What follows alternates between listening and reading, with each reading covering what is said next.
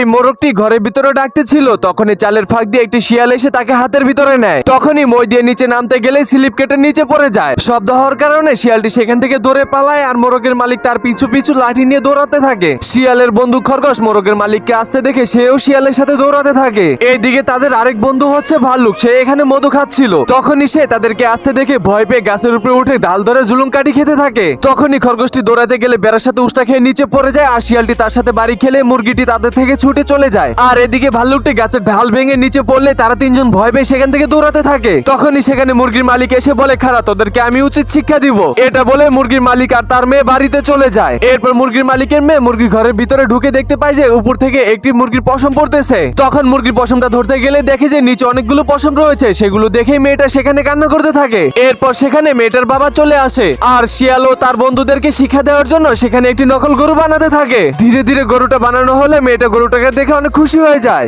এরপর মেয়েটার বাবা নকল গরুটার গায়ে দুই সাইডে আঠা দিয়ে দেয়। নকল গরুটাকে দেখে তারা দুজন খুশিতে নাচতে থাকে। তখনই মেয়েটার ওন্না যে আঠার সাথে লেগে যায়। এরপর মেয়েটার বাবা তাড়াতাড়ি করে ওন্নাটাকে ছুটিয়ে দেয় আর বলে, এই আঠাতে যদি একবার লেগে যায় তাহলে আর কখনো ছুটানো যাবে না। এটা বলার কিছুক্ষণ পরেই মেয়েটার বাবা গরুটার গলায় রশি বেঁধে দেয় আর মেয়েটা গরুটাকে টেনে নিয়ে ক্ষেতের ভিতরে বেঁধে দেয়। তখন সেখানে মেয়েটা গান বলতে বলতে ঘুমিয়ে পড়ে আর এদিকে নকল গরুটা সোজা ক্ষেতের ভিতরে দাঁড়িয়ে থাকে। এর কিছুক্ষণ পরেই শিয়ালের বন্ধু ভাল্লুক নকল গরুটার কাছে চলে আসে আর নকল গরুটার সামনে যে শুনতেছিল গরুটা কি আসল নাকি নকল। এরপর ভাল্লুকটি গরুর রশি ধরে টান দিলে গরুটি সামনে আসে না, যার কারণে ভাল্লুক যে গরুকে ধাক্কা দিতে গেলেই ভাল্লুকের হাতটি ঘামের ভিতরে লেগে যায়। এরপর ভাল্লুক ঘাম থেকে হাত ছুটানোর চেষ্টা করে। তখনই তার বন্ধু শিয়াল সেখানে চলে আসে আর শিয়ালটি বলে, কি হয়েছে তোমার? তখন ভাল্লুকটি বলে, এই দেখো না, গরুর সাথে আমার হাতটি আটকে গিয়েছে। তখন শিয়াল গরুর সামনে যে লেজ ঘুরালেই তার লেজও ঘামের সাথে আটকে যায়। এরপর তারা দুজন ঘাম থেকে ছুটার জন্য একে অপরকে টানাটানি শুরু করে। শিয়াল ও ভাল্লুক সেখানে চিল্লাতে থাকে। তখনই তাদের আরেক বন্ধু খরগোশ সেখানে চলে আসে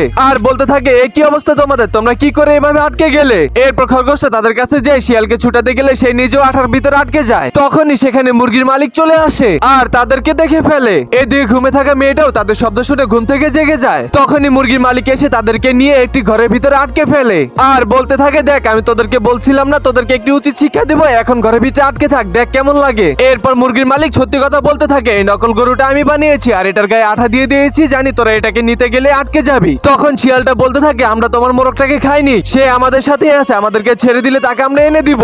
এরপর মোরগের মালিক তাদেরকে ছেড়ে দিলেই শিয়ালটা বাহিরে এসে মোরগকে ডাক দিলে মোরগটা সেখানে চলে আসে। শিয়ালের কথা মোরগটি বিশ্বাস করে না, যার কারণে খরগোশ মোরগটাকে সুন্দর করে বুঝিয়ে বললে মোরগটা গাছ থেকে নেমে তাদের সামনে চলে আসে। এরপর শিয়াল মোরগটাকে নিয়ে তার মালিকের কাছে চলে যায়। তখন খরগোশ মোরগের মালিককে জানলা দিয়ে ডাক দিলে সে বাহিরে চলে আসে আর তারা দাঁড়িয়ে দেখে শিয়াল মুরগিটার সাথে খেলছে। এরপর মুরগি মেয়েটাকে দেখলেই লাফ দিয়ে তার কোলে উঠে যায়। তখন মুরগিটার মালিক নিচে নেমে ভাল্লুকের মাথায় হাত বুলিয়ে দেয় আর বলতে থাকে, এখন থেকে তোমরা আমার বাড়িতে থাকবে আর সবাই একসাথে খেলাধুলা করবে। এই কথা শোনার পর তারা সবাই একসাথে খুশিতে খেলতে শুরু করে। বন্ধুরা, আজকের গল্পটি কেমন হয়েছে তা কমেন্ট করে জানিয়ে দিন।